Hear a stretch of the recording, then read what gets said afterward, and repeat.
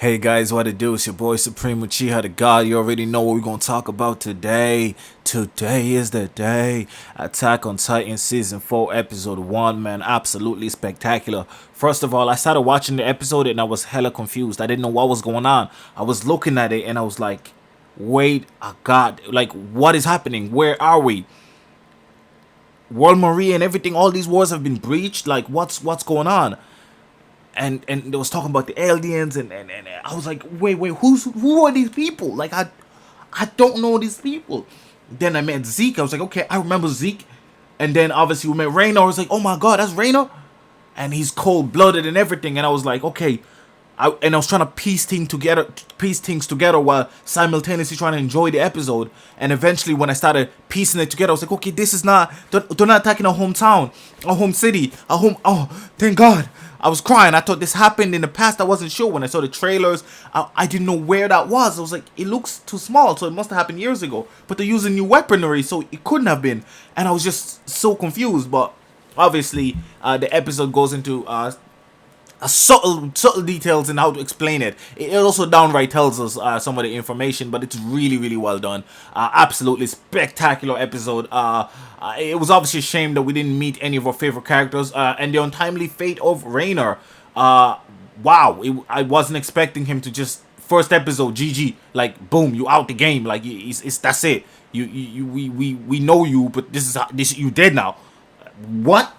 It's also 9 years in the future, therefore present day is 9 years. I'm like, whoa, what happened? So obviously, years ago, when they attacked, it could be 4. I know they mentioned 4 years at some point, but I'm pretty sure it was 9 years ago, but I can't remember. So forgive me if I'm wrong. I just finished the episode and all, but there was a lot of details.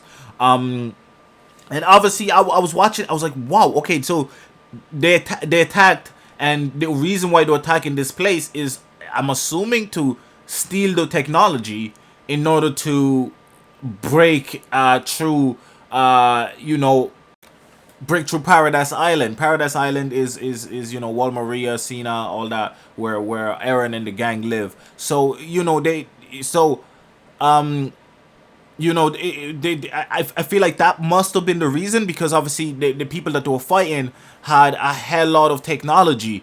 They were part of the Allied forces and they had a ton of technology. So it turns out that Marley, which is the opponent of Paradise Island, aka the people that tried to steal the founding Titan, and it's insane because they pull up and they just do a bunch of bonanzas. They attack and murking everybody. They're using Eldians. Eldians are people from Paradise Island, or Paradise Island, and they're using them as fodder essentially. And this little girl who's an Eldian feels like her people committed an inhumane crime against humanity, and they must rectify for those sins. And this is kind of how the brainwashing that they use against these kids and these Eldians in order to use them as meat shields in the war. And it really goes into fine details, and you really figure out the subtle details is so. It's just wow. You're like, this is what's happening. This is manipulation at its highest degree. This is insanity.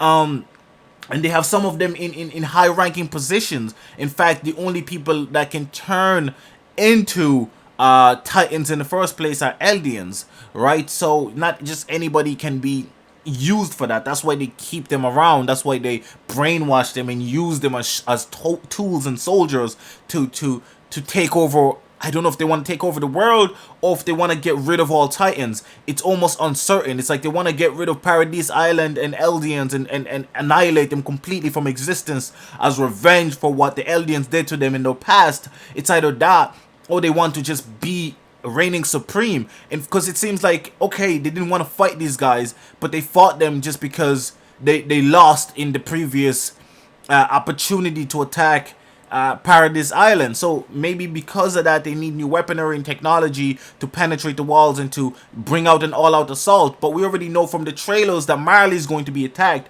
So and we know that Eren and the gang only discovered that there's a bigger and wider world outside of Paradise Island recently, well, a few years ago at this stage. So maybe they hear about what's happening and they decide, you know what, Marley, we coming for your ass. Because we know from the trailers, it's not a spoiler for anything beyond this, we know from the trailers that, god damn it, The gang, the goddamn corpse are sick of shit, and they're going out and all out attack on Marley, or some kind of attack on Marley. So it's looking beautiful, man. I like the new characters, man. The Eldians, I feel for them. The little girl with the bravery that went ahead and just murked hella people, and you kind of like, okay, maybe that's not a cute little girl. Like, that's a fucking trained soldier, like manipulated human, like kind of like, you know, the Nazis did to the kids who were ready to shoot and kill and lay their life down for the Nazi regime. This is the type of brainwashing that happens. This is the type of propaganda that occurs in real life, and I think Attack on Titan does a phenomenal job portraying the story.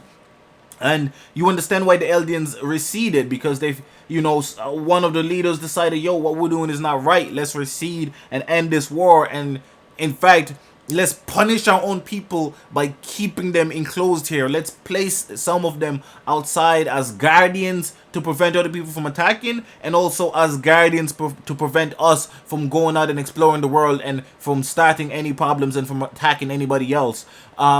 It's phenomenal, man. Absolutely phenomenal. The world building, the storytelling, the fact that the episode had essentially no main protagonist and was so intriguing and interesting and so captivating and moving, just showcases the brilliance of Attack on Titan and the story. Like, I didn't even read the manga, so I had no idea what the fuck was happening. But as I pieced it together, because at the start I was a little bit annoyed, like, what's happening? Who's who? What's going on? But as I pieced it together, I was like, God damn it, this is a masterpiece. And this episode for me was a 9 out of 10, man. 9 out of 10, absolutely phenomenal.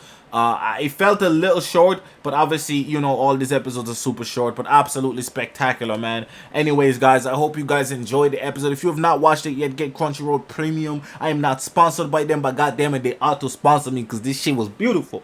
It's been your boy Supreme Chi the God. Make sure to leave a like, comment, and subscribe. I know I didn't go into crazy fine details. It's because I don't actually have much time to make videos these days. I'm traveling up and down the country pretty often, and I have a lot of work to do, a lot of video editing, etc, etc. So forgive me for slightly rushed videos, but I still want to provide you guys with great content as frequently as possible. Namaste. I'm out. I got friends now. You ain't know, but I got friends now.